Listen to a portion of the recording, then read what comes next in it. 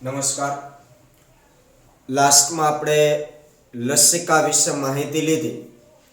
ત્યાર પછી વાત કરીએ પરિવહન માર્ગો.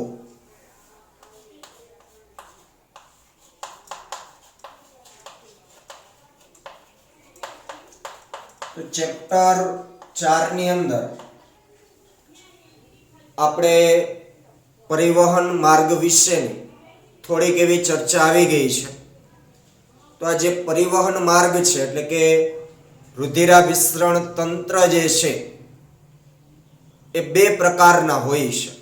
ખુલ્લું પરિવહન તંત્ર અને બંધ પરિવહન તંત્ર. આ માહિતી આપણે ચેપ્ટર 4 ની અંદર આવી ગઈ છે. એને ફરીથી આપણે રિપીટ કરીએ. પરિવહન તંત્ર બે પ્રકારના હોય છે, જેમાં એક ખુલ્લું પરિવહન તંત્ર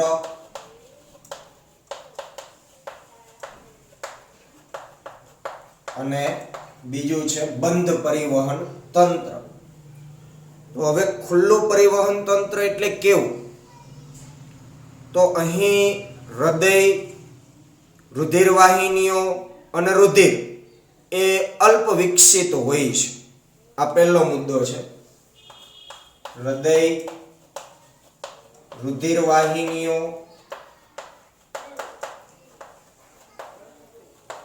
અને રુધિર કેવું હોય છે? અલ્પ વિકસિત.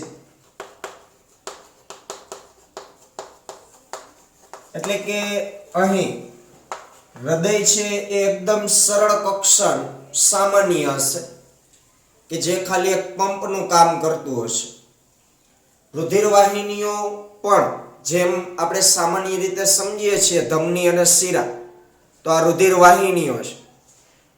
તો આની અંદર અલગથી ધમની અને શિરા એવી કોઈ રુધિરવાહિનીઓ નથી હોતી, પણ મોટી એક રુધિરવાહિની હોય જેની ખૂબ જ ઓછી શાખાઓ હોય, અને આ શાખાઓ એ શરીરના અવકાશમાં ઓપન થયેલી હોય છે.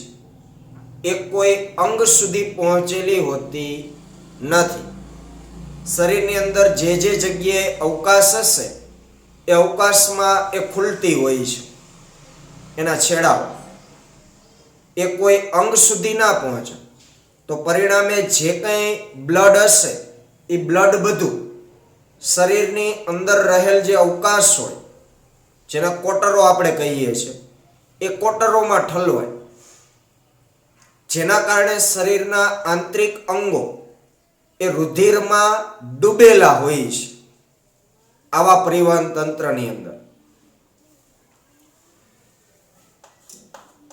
તો અહીં શરીરના અવકાશો રુધિરથી ભરેલા હોય છે,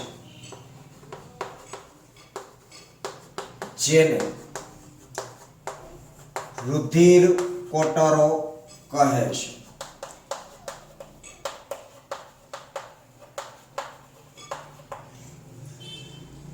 એટલે જે રુધિરવાહિની હશે મોટી, એની થોડીક એવી શાખાઓ હશે. આ શાખાઓ સીધી એના શરીરના અવકાશમાં ખુલ્લી હોય, અંગ સુધી આમ ટચ ના થાય, એના છેડાઓ ખુલ્લા હોય શરીર. એટલે બ્લડ બધું શરીરની અંદર જે જે જગ્યા ખાલી હશે અહીંયા ભરાઈ જશે. તો એક અર્થમાં આપણે એવું કહી શકીએ કે રુધિરની અંદર બધા અંગો છે એ તરબતોડ હોય, એટલે કે ડૂબેલા હોય. અને અહીં રુધિરનું વહન પણ અનિયમિત હશે અને દબાણ પણ ઓછું હશે. રુધિરનું પરિવહન અનિયમિત અને દબાણ ઓછું હોય.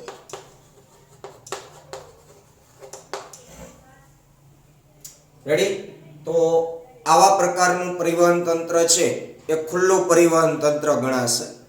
સંધિપાદ અને મૃદુકાય જે પ્રાણીઓ છે એમાં આ પ્રકારનું રુધિરાભિસરણ જોવા મળે, સંધિપાદીઓ અને મૃદુકાય.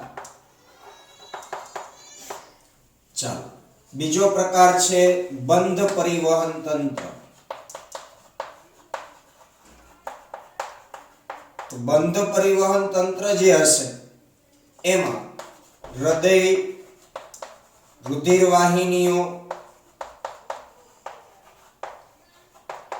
અને રુધિર સુવિકસિત હોય છે.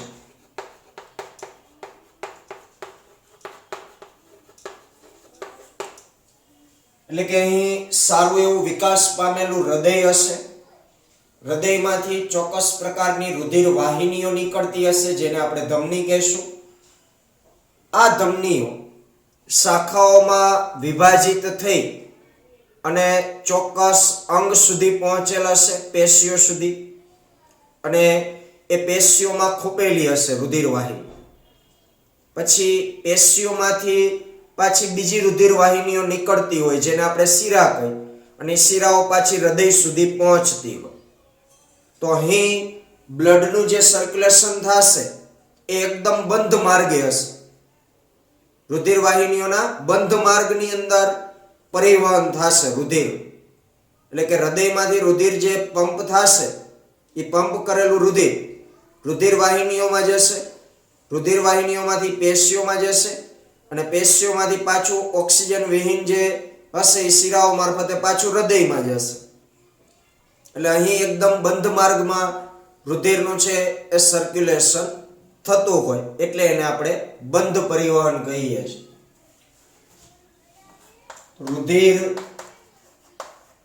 રુધિર વાહિનીઓમાં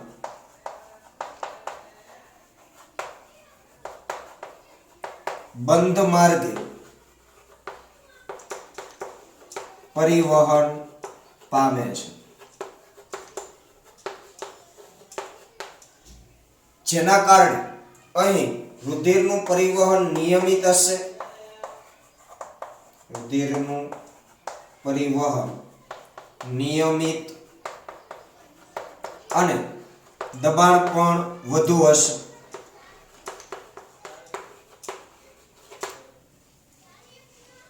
આ પ્રકારનું બંધ પરિવહન છે એ નુપુરક થી લઈને ઉચ્ચ કક્ષાના જે પ્રાણીઓ છે એટલે કે બધા જ મેરુદંડી, તો એ બધામાં બંધ પ્રકારનું પરિવહન છે જોવા મળે. નુપુરક અને બધા જ મેરુદંડી પ્રાણીઓ એ બધામાં બંધ પ્રકારનું પરિવહન તંત્ર છે એ આવેલું હોય. તો આવા બે પ્રકારના પરિવહન તંત્ર હોય છે, ખુલ્લું પરિવહન તંત્ર અને બંધ પરિવહન તંત્ર. બંનેમાં શું તફાવત છે એ આપણે જોઈએ. ટેક્સ્ટ બુકની અંદર ટૂંકમાં માહિતી આપેલી છે. ટેક્સ્ટ બુકની અંદર આ રીતે કીધેલું છે કે પરિવહન માર્ગ બે પ્રકારના હોય છે, ખુલ્લું અને બંધ. ખુલ્લું પરિવહન તંત્ર સંધિપાદીઓ અને મૃદુકાયમાં હોય છે, જેમાં હૃદય દ્વારા પંપ કરેલ રુધિર, એટલે કે હૃદયમાં સંકોચનની ક્રિયા થઈ હોય એટલે એની અંદર રહેલ રુધિરને ધક્કો લાગ્યો હોય તો એ દબાણપૂર્વક કરેલ રુધિર મોટી વાહિનીઓમાંથી પસાર થઈ ખુલ્લી જગ્યા અથવા કોટરો કહેવાતી શરીર ગુહામાં ખુલે છે. પછી બંધની વાત કરી છે કે નુપુરકો અને મેરુદંડીઓમાં બંધ પરિવહન તંત્ર હોય છે. આમાં હૃદય દ્વારા પંપ કરેલ રુધિર હંમેશા રુધિર વાહિનીઓની બંધ વ્યવસ્થા દ્વારા પરિવહન પામે છે. આ પ્રકારનો રુધિર પરિવહન માર્ગ વધારે લાભદાયક હોય છે, એટલે કે બંધ પરિવહન તંત્ર એ વધુ ફાયદાકારક હોય છે. કારણ કે અહીં એક તો પરિવહન નિયમિત થાય સમય અનુસાર અને દબાણ પણ એમાં વધારે હોય, જેથી કરીને દરેક પેશીના દરેક કોષ સુધી રુધિર છે એ પહોંચી શકે. કેમ કે આમાં રુધિર પ્રવાહ સરળતાથી નિયંત્રિત કરી શકાય છે. રેડી? ચાલો, તો આ બે પરિવહન તંત્રની વાત થઈ. હવે અહીં પરિવહન તંત્રનો મુખ્ય જે અંગ છે એ છે હૃદય. તો હૃદયની રચનાને આધારે આપણે વર્ગીકરણ સમજીએ તો જુદા જુદા પ્રાણીઓમાં હૃદય છે એ જુદા જુદા પ્રકારનું હોય છે. એટલે કે 3 પ્રકારના હૃદય છે એ જોવા મળતા હોય છે. એની આપણે ચર્ચા કરીએ.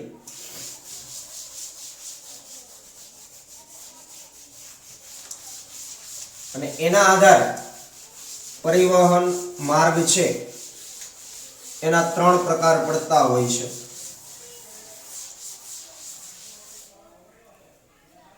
તો બધા જ પૃષ્ઠવંશીઓ છે એ સ્નાયુ, બધા જ પૃષ્ઠવંશીઓ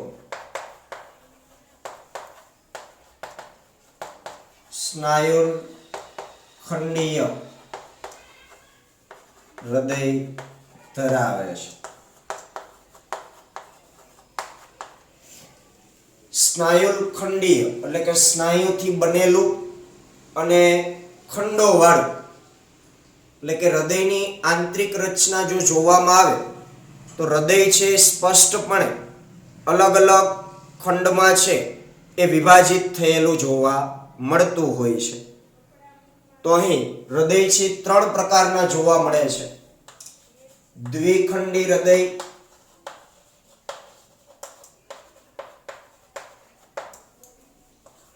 ત્રિખંડી હૃદય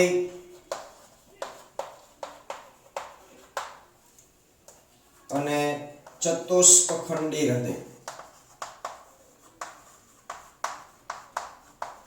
હવે ત્રણેય વિશે આપણે સમજીએ તો દ્વિખંડી હૃદય એટલે 2 ખંડ ધરાવતું હોય એવું. હવે 2 ખંડ એટલે કે એક કર્ણક અને એક ક્ષેપક. હૃદયના જે ખંડો હોય એને કર્ણક અને ક્ષેપક તરીકે ઓળખવામાં આવે. ઉપરનો જે ખંડ હોય એને કર્ણક કહેવાય, નીચેનો જે ખંડ હોય એને ક્ષેપક કહેવાય. તો જે પ્રાણીઓમાં દ્વિખંડી હૃદય હશે એમાં કુલ 2 જ ખંડ હશે. ઉપર આખું એક કર્ણક હશે અને નીચે એક આખું ક્ષેપક હશે, એટલે કુલ 2 જ ખંડ હશે. તો આવું દ્વિખંડી હૃદય છે એ મત્સ્યોની અંદર સામાન્ય છે. દાખલા તરીકે મત્સ્ય, માછલીઓ છે એ દ્વિખંડી હૃદય ધરાવતા હોય છે. મત્સ્ય વર્ગ જે છે એમાં કાષ્ઠી મત્સ્ય અને અસ્થિ મત્સ્યનો સમાવેશ થતો હોય. એનાથી આગળ વાત કરીએ ત્રિખંડી હૃદયની, તો એમાં કુલ 3 ખંડ હોય. 3 ખંડમાં કઈ રીતે? તો 2 કર્ણક અને એક ક્ષેપક. હવે જે પ્રાણીઓ ત્રિખંડી હૃદય ધરાવતા હશે તો એમાં 2 કર્ણક હોય અને એક ક્ષેપક હોય. એના ઉદાહરણોમાં છે ઉભયજીવીઓ,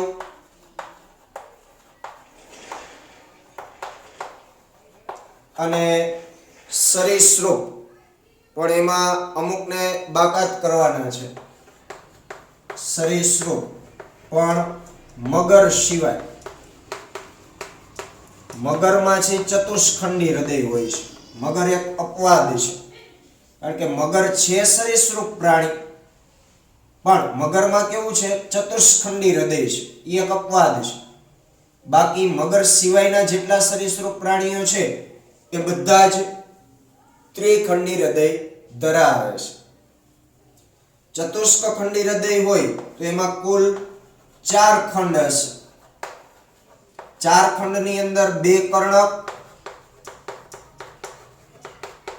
અને 2 ક્ષેપકો.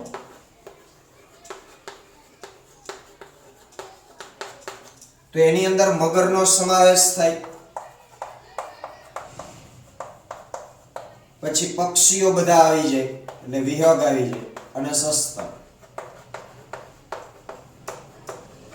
આ બધાની અંદર ચતુષ્ખંડી હૃદય છે એ જોવા મળે.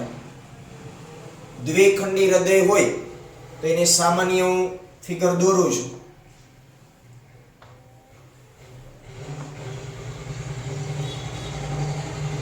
એમાં અહીં ઉપર એક કર્ણક હશે અને નીચે એક અહીં ક્ષેપક હશે.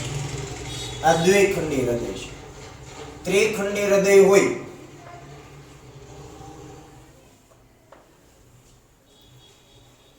તો ઉપર બે કર્ણકો હોય અને નીચે એક ક્ષેપક હોય. ચતુષ્ખંડી હૃદય હોય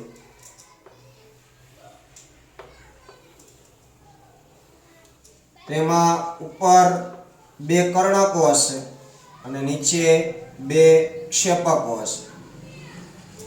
કર્ણકો છે એ નાના ખંડ છે, ક્ષેપકો છે એ કર્ણક કરતા મોટા હોય. આપણે યાદ રાખો, કર્ણકો છે એ નાના હોય કદમાં, ખંડ એટલે બહુ નાના ના હોય પણ માઇનોર એવો ફેર હોય બંનેમાં, કર્ણક અને ક્ષેપકમાં. એટલે ક્ષેપકો છે એ કર્ણકો કરતા થોડા મોટા હોય છે. તો આ પ્રકારના ખંડને આધારે ત્રણ પ્રકારના હૃદય છે જોવા મળે: દ્વિખંડી, ત્રિખંડી અને ચતુષ્કખંડી. દ્વિખંડી હોય તો એક કર્ણક એક ક્ષેપક, ઉદાહરણ તરીકે મત્સ્ય હોય. ત્રિખંડી હૃદય હોય તો ત્રણ ખંડ હોય, બે કર્ણક અને એક ક્ષેપક, જેમાં ઉભયજીવી અને સરીસૃપ મગર સિવાય. ચતુષ્ખંડી હૃદય હોય તો એમાં ચાર ખંડ હોય, જેમાં બે કર્ણકો અને બે ક્ષેપકો આવેલા હશે, જેમાં મગર, વિહંગ એટલે પક્ષીઓ અને સસ્તન વર્ગના તમામ પ્રાણી. તો હવે આ ત્રણ પ્રકારના હૃદયને આધારે ત્રણ પ્રકારના પરિવહન માર્ગ છે એ જોવા મળે છે. એટલે કે જે પ્રાણીઓ દ્વિખંડી હૃદય ધરાવતા હોય એમાં જે પરિવહન માર્ગ જોવા મળે એને કહેવાય એકલ પરિવહન.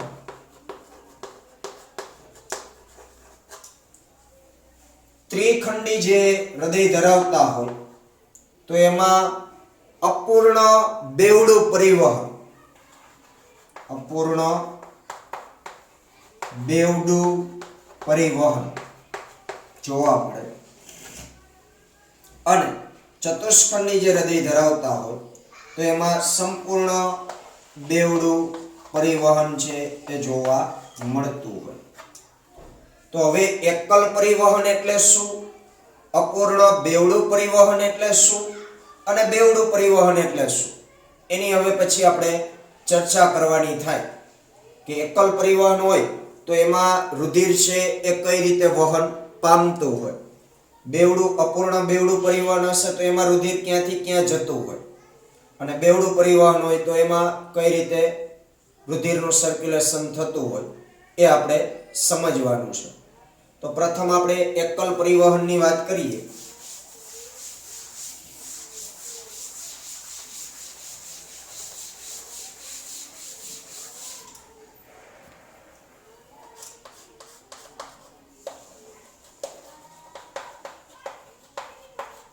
એકલ પરિવહન. હવે એકલ પરિવહન છે દ્વિખંડી હૃદયને કારણે રચાતું હોય છે. તો એમાં શું થતું હોય છે મત્સ્યોની અંદર? તો મત્સ્યોમાં હૃદય છે એ ઓક્સિજન વિહીન રુધિરને દબાણથી વહાવે છે કે જે જાલરો પાસે પહોંચે. એકલ પરિવહન શેમાં જોવા મળે?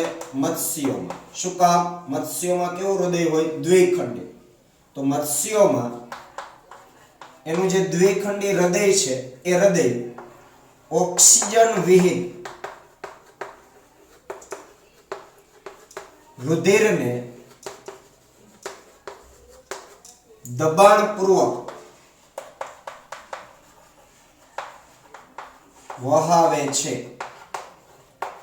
જે હવે હૃદયમાંથી ઓક્સિજન વિહીન રુધિર વહન પામી અને ક્યાં જાય છે? ઝાલરો પાસે. કારણ કે મત્સ્યમાં જે ઝાલર છે એ એમનું શ્વસન અંગ છે કે જ્યાંથી O2 અને CO2 ની આપલે થતી હોય. તો હવે ઝાલરો પાસે ઓક્સિજન વિહીન રુધિર પહોંચશે એટલે ઝાલરો દ્વારા મેળવાયેલ જે ઓક્સિજન હશે એ રુધિરમાં ભળશે. એટલે હવે ઝાલર પાસે રુધિર કેવું થયું? ઓક્સિજન યુક્ત થયું. આવું ઓક્સિજન યુક્ત રુધિર ઝાલરોની મદદથી બને એટલે ફરી પાછું એ ત્યાંથી શરીરના વિવિધ ભાગોમાં પહોંચાડવામાં આવે.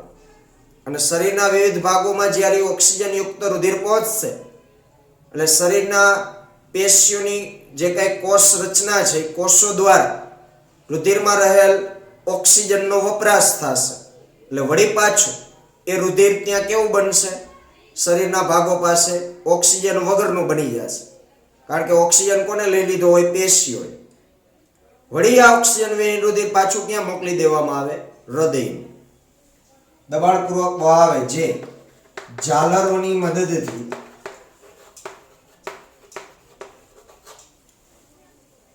O2 યુક્ત બને, જે શરીરના વિવિધ ભાગોમાં પહોંચાડવામાં આવે. હવે શરીરના ભાગો પાસે પહોંચી જાય O2 યુક્ત બ્લડ એટલે શરીરની જે પેશીઓ હશે એ પેશીઓના જે કોષ હશે એ આ ઓક્સિજનનો એમાંથી વપરાશ કરી લેશે એટલે પાછું રુધિર કેવું થઈ જશે? ઓક્સિજન વિહીન. તો હવે ત્યાંથી એટલે કે શરીરના ભાગોમાંથી ત્યાંથી O2 વિહીન રુધિર ફરી પાછું હૃદય સુધી પહોંચાડવામાં આવે.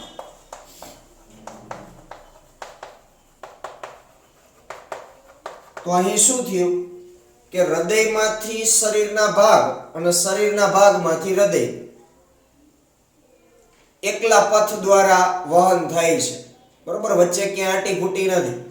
એટલે આને નામ આપ્યું એકલ પરિવહન, કે જેમાં કર્ણક અને ક્ષેપક એક એક છે એ સંકળાયેલ હશે. તો આ થયું એકલ પરિવહન.